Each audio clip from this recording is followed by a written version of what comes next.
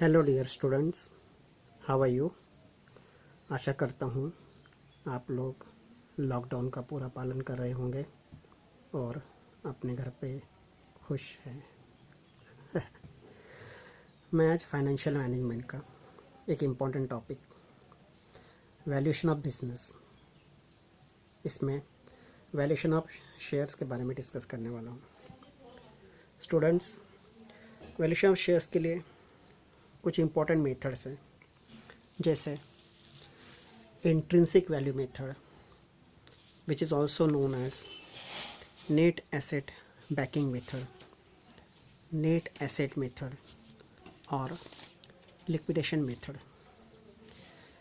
In this method, we assume that if company is liquidated, अगर company liquidate हो जाती है, बंद हो जाती है, तो क्या करेंगे। जितनी भी कंपनी के पास एसेट्स हैं वो मार्केट में बेच देंगे और जो पैसा आता है उसमें से सबसे पहले आउटसाइडर्स लायबिलिटी का पेमेंट करेंगे, उसके बाद प्रेफरेंस शेयर कैपिटल, और फिर जो भी अमाउंट बच जाती है उसको इक्विटी शेयर होल्डर्स को दे देते हैं। That is why under intrinsic value method the formula is value of share is equal to amount available for equity shareholder divided by number of equity shares. Friends, number of equity shares ये ज़्यादा से balance sheet में दिया रहता है। हम लोग को सिर्फ इसमें amount available for equity share holders calculate करना पड़ता है। इसके लिए आप देख सकते हैं how we have calculated or how to calculate amount available. Revised values of assets, recorded और unrecorded. Recorded मतलब जो बैलेंस शीट में अवेलेबल है, अनरिकॉर्डेड मतलब कंपनी के पास तो है लेकिन बैलेंस शीट में जो लिखी नहीं गई है उसको हम बोलते हैं अनरिकॉर्डेड। दोनों एसेट हम लोग को कंसीडर करना चाहिए, क्योंकि कंपनी जब लिक्विडेट होती है तो सारे एसेट्स मार्केट में हम लोग बेच सकते हैं। जो पैसा आएगा इसमें से आउटसाइडर्स लायबिलिटीज़ सबसे पहले पेड किया जाता है और उसमें से फिर प्रेफरेंस शेयर कैपिटल माइनस करने के बाद जो अमाउंट बचती है उसको हम लोग बोलते हैं amount available for equity share holder. ये अमाउंट ऊपर फॉर्मूले में आप ट्रांसफ़र कर दो, उसको नंबर ऑफ इक्विटी शेयर से डिवाइड कर दो, जो वैल्यू आएगी उसको बोलते हैं value of share under intrinsic value और नेट एसेट वैल्यू और लिक्विडेशन वैल्यू और net asset banking value. Okay friends, दूसरी मेथड है yield value method. Under yield value method हम लोग को कंपनी की यील्ड वैल्यू कैलकुलेट करनी रहती है। इसके लिए हम लोग फार्मूला यूज़ करते हैं yield value is equal to ERR और rate of FMP upon NRR, that is normal rate of return, multiply by paid up value per equity shares. Friends, normal rate of return that is NRR ज़्यादा से question में दिया रहता है। Paid up value पर equity share हम लोग को बैलेंस शीट में से मिल जाती है।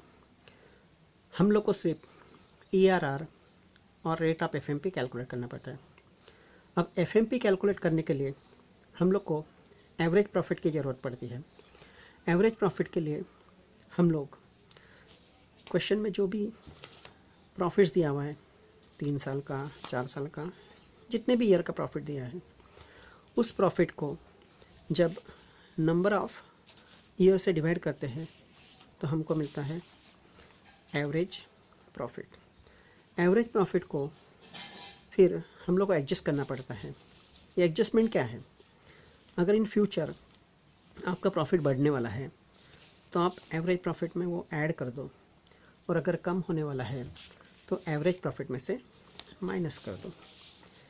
फॉर एग्ज़ाम्पल, सपोज़ आपके पास 3 डायरेक्टर्स थे, उसमें से एक डायरेक्टर को आपने निकाल दिया या एक डायरेक्टर ने रिज़ाइन कर दिया, तो इसका मतलब क्या हुआ, इन फ्यूचर हम लोग को एक डायरेक्टर को रेम्यूनरेशन नहीं देना पड़ेगा। तो इसका मतलब इन फ्यूचर हमारा प्रॉफिट बढ़ेगा। सो डायरेक्टर सैलरी उसमें ऐड कर दो। सिमिलरली सपोज हमारे पास 2 अकाउंटेंट थे, उसमें से एक अकाउंटेंट को हमने निकाल दिया, तो इसका मतलब इन फ्यूचर हमको उस अकाउंटेंट को सैलरी नहीं देनी पड़ेगी। इसका मतलब इन फ्यूचर हमारा प्रॉफिट बढ़ेगा। और एक एग्जांपल, सपोज़ हमारे पास जो बिल्डिंग थी वो रेंटल बेसिस पे थी, या हमारा ऑफिस है वो रेंटल बेसिस पे था, वो ऑफिस हमने अगर ख़रीद लिया तो इसका मतलब इन फ्यूचर हमको रेंट नहीं देना पड़ेगा। इट मीन्स इन फ्यूचर हमारा प्रॉफिट बढ़ेगा, तो रेंट हमको क्या करना पड़ेगा, ऐड करना पड़ेगा। सिमिलरली उस बिल्डिंग का जो डेप्रिसिएशन है वो हमको माइनस करना पड़ेगा, क्योंकि जब वो रेंट पे था तब हम डेप्रिसिएशन नहीं लेते थे, लेकिन जब हमने उस बिल्डिंग को ख़रीद लिया है तो उसका डेप्रिसिएशन हमको माइनस करना पड़ेगा। और एक एग्जांपल देता हूँ टू कैलकुलेट एफएमपी। सपोज एक ऑफिस है जो हमने बेच दिया और दूसरा ऑफिस एक भाड़े से ख़रीद लिया, तो इसका मतलब क्या हुआ, इन फ्यूचर हमको भाड़ा भरना पड़ेगा, तो ये रेंट हमको माइनस करना पड़ेगा। और भी बहुत सारे एडजस्टमेंट है, बट आपको ध्यान रखना है अगर इन फ्यूचर आपका प्रॉफिट बढ़ने वाला है तो आपको उस चीज़ को ऐड करना है, और अगर कम होने वाला है तो माइनस करना है, so that we can get FMP. So after calculating FMP आप उसको paid up value of equity share capital से डिवाइड कर दो और 100 से मल्टीप्लाई कर दो, तो आपको मिलेगा ERR। So friends, after calculating ERR आप यील्ड वैल्यू कैलकुलेट कर सकते हैं। हमारी तीसरी मेथड है वो है कैपिटलाइजेशन मेथड। जैसे कि आप देख सकते हैं कैपिटलाइजेशन मेथड में भी हम लोग को एफएमपी की ज़रूरत पड़ती है। जब एफएमपी को multiply by 100 divide by NRR कर देते हैं तो हमको मिलता है capitalised value of FMP. Capitalised value of FMP को नंबर ऑफ इक्विटी शेयर से डिवाइड करने के बाद हमको मिलता है वैल्यू ऑफ शेयर।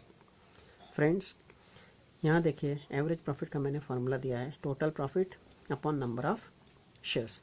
कभी कभी क्वेश्चन में वेटेड एवरेज प्रॉफिट भी कैलकुलेट करना पड़ता है, बट जब तक क्वेश्चन में मेंशन नहीं किया होगा आप सिंपल एवरेज ही यूज़ करो। डियर स्टूडेंट्स, मैं आपके सामने एक क्वेश्चन सॉल्व करके बताता हूँ। आपके पास ये तो टेक्स्ट बुक होगी, देखिए पेज नंबर 24 क्वेश्चन नंबर 3 है। शायद आपके पास जो बुक होगी वो लेटेस्ट होगी तो पेज नंबर कुछ और भी हो सकता है, बट मैं क्वेश्चन पढ़ता हूँ। देखिए question number 3, the following is the balance sheet of Uniplus Limited. जैसे कि आप देख सकते हैं इस बैलेंस शीट में हमारे पास 7,500 इक्विटी शेयर्स है, जनरल रिजर्व है, टैक्सेशन रिजर्व है, वर्कमैन सेविंग अकाउंट है, प्रॉफिट एंड लॉस है, सन्ड्री क्रेडिटर्स है। अभी यहाँ लाइबिलिटी साइड हमको आउटसाइडर्स लाइबिलिटी ढूंढना है, तो आउटसाइडर्स लाइबिलिटी में पहली लाइबिलिटी है वो है वर्कमैन सेविंग अकाउंट और दूसरी सन्ड्री क्रेडिटर्स। एसेट साइड हमारे पास है land and building, plant and machinery, trademark, stock, debtor, cash और प्रिलिमिनरी एक्सपेंस है। प्रिलिमिनरी एक्सपेंसेस को हम लोग फिक्टिशियस एसेट बोलते हैं, मतलब एक टाइप का लॉस है वो, ठीक है ना। एडजस्टमेंट है, plant and machinery is worth ₹45,000, इसको हम लोग बोलते हैं रिवाइज्ड वैल्यू और market value of plant and machinery which is 45,000। Land and building 90,000, 3,000 of the debtors are bad, मतलब बैड डेट से 3,000 रुपये। ओके, फिर 3 साल का हमको प्रॉफिट दिया हुआ है 30,000, 33,750, 39,750। कंपनी की प्रैक्टिस रही है कि कंपनी 25% प्रॉफिट रिजर्व्स में ट्रांसफ़र करता है। ओके, और ये जो 10% दिया है इसको हम लोग बोलते हैं normal rate of return. Goodwill में be taken to be worth ₹60,000, और हम लोग को रिवाइज्ड वैल्यू ऑफ गुडविल लेना है 60,000। फ्रेंड, ये क्वेश्चन को हम लोग को सॉल्व करना है दो मेथड से। पहली मेथड है इंट्रिंसिक वैल्यू मेथड और दूसरी मेथड है यील्ड वैल्यू। अब इंट्रिंसिक वैल्यू के लिए आपको तो मालूम है, सबसे पहले हम लोग को एक फॉर्मूला यूज़ करना है। देखो जैसे मैंने यहाँ यूज़ किया है, intrinsic value is equal to amount available for equity share holder upon number of equity shares.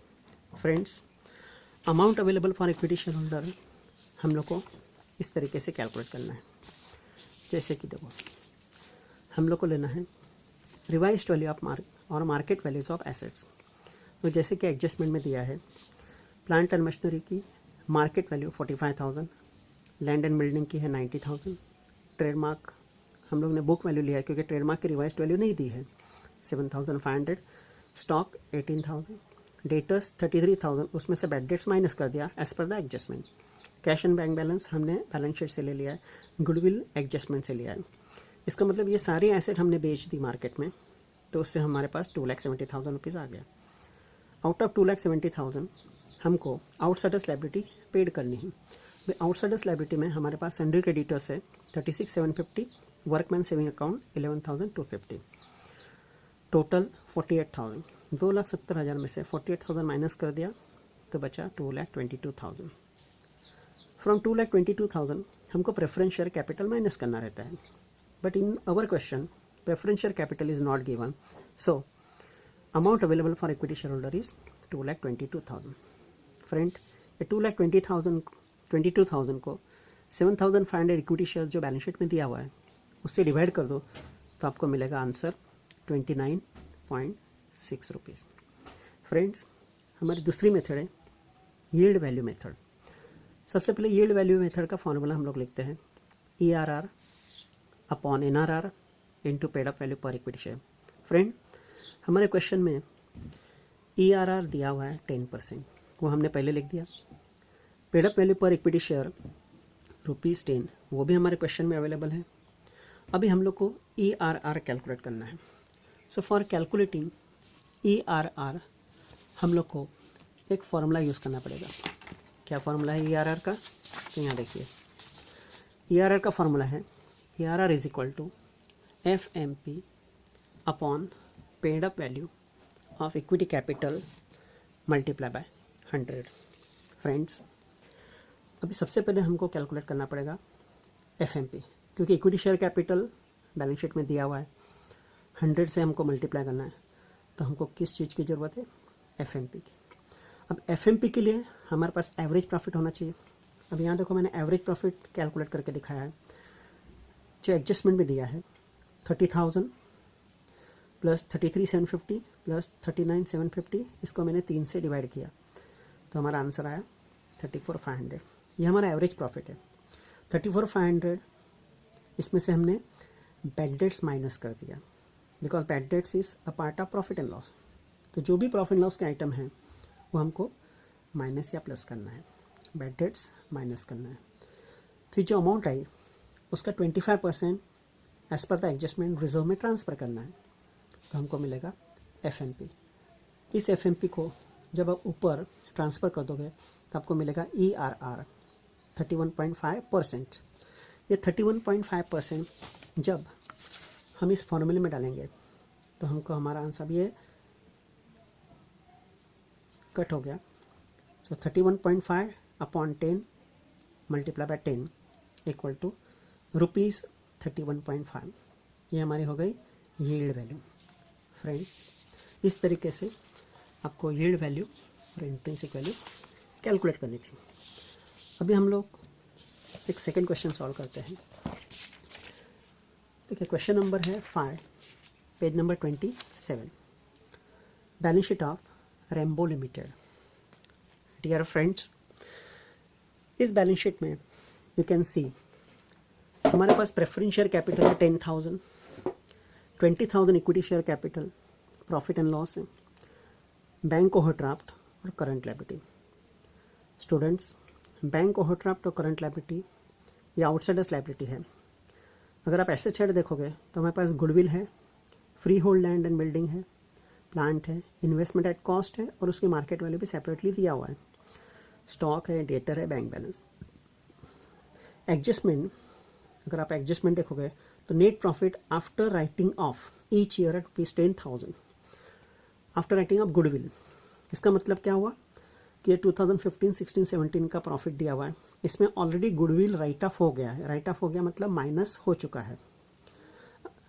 The company paid dividend on preference share each year. Company हर साल प्रेफरेंस डिविडेंड देती है और इक्विटी शेयर्स पे 10% dividend दिया है इन 2014। मुझे लगता है 2014 नहीं है, ये 2016 है, तो टेक इट 2016। कंपनी हर साल प्रेफरेंस डिविडेंड देती है और इक्विटी डिविडेंड 10% 2016 में दिया हुआ है और ये दोनों डिविडेंड ऑलरेडी माइनस हो चुके हैं, ठीक है ना। फिर revised value of land and building और प्लांट एंड मशीनरी यहाँ दिया हुआ है और डेप्रिसिएशन बोला है it will increase by 53,000 per annum in future. Dear students, याद रखिए, जब revised value of land and building, plant and machinery या revised value of fix asset दी रहती है, तब उसमें से डेप्रिसिएशन कभी भी आप माइनस मत करना, क्योंकि हम लोग ऑलवेज रिवाइज्ड वैल्यू यहाँ कंसिडर करते हैं। फिर एडजस्टमेंट नंबर डी है, worthless stock included above which are carry forward since 2015 as it is amounted to ₹90,000. Estimated realizable value is ₹10,000. इसका मतलब क्या हुआ, हमारे पास जो 1 लाख का स्टॉक है उसमें 90,000 का स्टॉक ऐसा है जो वर्थलेस है। इसका मतलब क्या कि 1 लाख में से 90,000 का स्टॉक ये वर्थलेस है। इसका मतलब 10,000 का स्टॉक आपके पास एज इट इज़ है, तो बचा कितना, ये 10,000 का स्टॉक। तो इस 10,000 के स्टॉक की वैल्यू है 10,000। जो 10,000 का स्टॉक की वैल्यू 10,000 है और देखो आगे उसने क्या दिया हुआ है, अमाउंटेड रुपीज़, एस्टिमेटेड वैल्यू 10,000 और जो वर्थलेस स्टॉक है उसकी वैल्यू 10,000, मतलब टोटल स्टॉक हो गया आपके पास 20,000 का। 10,000 कौन सा, जो वर्थलेस था 90,000 का, उसकी वैल्यू 10,000 और 10,000 जो बच गया वो, तो ऐसा हमारे पास 20,000 का स्टॉक हो जाएगा। उसने हम लोग को ये सम 2 मेथड से सॉल्व करने को बोला है। फर्स्ट है नेट एसेट एक्सक्लूडिंग गुडविल, मतलब गुडविल कंसिडर नहीं करना है, और दूसरा है capital value of maintainable profit. Maintainable profit का मतलब होता है FMP, फ्यूचर मेंटेनेबल प्रॉफिट। अब यहाँ देखिए, वेटेड एवरेज नेट प्रॉफिट हम लोग को कंसिडर करने को बोला है, मतलब हम लोग को वेटेड एवरेज प्रॉफिट कैलकुलेट करने पड़ेगा। और capitalisation rate, it means NRR 8.13%, इसका मतलब 8.33%। फ्रेंड्स, अब ये सब में हमको पहली मेथड यूज़ करनी है, वो है इंट्रिंसिक वैल्यू या नेट एसेट वैल्यू। अब इसके लिए इंट्रिंसिक वैल्यू का फॉर्मूला क्या है आपको मालूम है। इंट्रिंसिक वैल्यू और net asset value is equal to amount available for equity share holder upon number of equity shares. दोस्तों, सबसे पहले हम लोग को क्या कैलकुलेट करना पड़ेगा, amount available for equity share holder. अब इसके लिए यहाँ देखिए, हमने अमाउंट अवेलेबल कैलकुलेट इस तरीके से किया है। लैंड एंड बिल्डिंग की रिवाइज्ड वैल्यू जो एडजस्टमेंट दिया वो लिया, प्लांट एंड मशीनरी की रिवाइज्ड वैल्यू एडजस्टमेंट से लिया है, मैंने इसमें से डेप्रिसिएशन माइनस नहीं किया है। इन्वेस्टमेंट की मार्केट वैल्यू लेनी है। स्टॉक देखो, 1 लाख का स्टॉक था, उसमें से 90,000 वर्थलेस है, तो बचा 10,000, और जो वर्थलेस स्टॉक था उसकी वैल्यू 10,000, तो इसका स्टॉक कितने का हो गया, 20,000 का। डेटर्स बैलेंस शीट में से हमने एज इट इज़ ले लिया 70,000, बैंक बैलेंस बैलेंस शीट से लिया 30,000। ऐसे टोटल एसेट बेच के हमारे पास 7,70,000 रुपीज़ आ गया। 7,70,000 में से आपको भाई आउटसाइडर्स लायबिलिटी सबसे पहले माइनस करनी है। भाई आउटसाइडर्स लायबिलिटी के लिए हमारे पास बैंक ओवरड्राफ्ट है 2 लाख, करंट लायबिलिटी है 30,000। सो 2,30,000 माइनस करने के बाद अमाउंट आती है 5,40,000। 5,40,000 में से प्रेफरेंस शेयर कैपिटल आप माइनस कर दो तो आपको मिलेगा amount available for equity share holder. Okay friends, ये अमाउंट को ऊपर इस फॉर्मूले में डाल दो, amount available 4,40,000 upon number of share आपको बैलेंस शीट से मिल जाएगा। तो आंसर आता है 22 रुपीज़। तो value under intrinsic value is 22। ये सेकेंड मेथड है, वो है कैपिटलाइजेशन मेथड। फ्रेंड्स, सबसे पहले हमको कैलकुलेट करना चाहिए एफएमपी, क्योंकि जब तक एफएमपी नहीं आएगा हम लोग कैपिटलाइजेशन वैल्यू कैलकुलेट नहीं कर सकते। और एफएमपी के लिए क्या ज़रूरी है? Average profit. इस क्वेश्चन में एवरेज प्रॉफिट कौन से मेथड से करना है? Weighted average. अभी देखो 2015, 2016, 2017 3 साल का प्रॉफिट दिया हुआ है। ये प्रॉफिट आफ्टर गुडविल और डिविडेंड था, तो सबसे पहले मैंने प्रॉफिट लिख दिया, इसमें गुडविल वापस से ऐड कर दिया और डिविडेंड 2016 में सिर्फ ऐड किया है, तो हमको मिला ट्रेडिंग प्रॉफिट। क्योंकि देखो गुडविल ये फ्यूचर के लिए होता है, so we should have trading profit. So trading profit is 38,000, 95,000, 1,20,000। Trading profit को फिर इस तरीके से आप वेट से मल्टीप्लाई कर दो। Trading profit multiply by weight, तो आपको मिलेगा प्रोडक्ट। फिर टोटल प्रोडक्ट को टोटल वेट से डिवाइड कर दो, तो you will get weighted average profit. तो 98,000 हमारा क्या आया? वेटेड एवरेज प्रॉफिट आया, मतलब एवरेज प्रॉफिट आया। अब एवरेज प्रॉफिट कुछ एडजस्टमेंट करने के बाद हमको एफएमपी मिलता है। कौन सी एडजस्टमेंट? फ्रेंड्स यहाँ देखिए, ये एवरेज प्रॉफिट 98,000 आ गया, इसमें मैंने डेप्रिसिएशन माइनस किया है, क्योंकि एडजस्टमेंट में दिया था कि in future depreciation will increase by 53,000। सो 98,000 में से 53,000 माइनस करने के बाद हमको क्या मिला? FMP. Friends, after calculating FMP, FMP को कैपिटलाइज किया जाता है और उसके लिए फॉर्मूला क्या है? FMP multiply by 100 divide by NRR. तो हमको मिली कैपिटलाइज वैल्यू ऑफ एफएमपी। फिर इस कैपिटलाइज वैल्यू ऑफ एफएमपी को ऊपर ट्रांसफ़र कर दो और उसको नंबर ऑफ इक्विटी शेयर से डिवाइड कर दो, तो आपको मिलेगा value of share under capitalisation method. Okay student, अगर आपको कोई भी डाउट है तो आप मुझे व्हाट्सअप कीजिए। Thank you very much. Stay at home, be safe, all the best.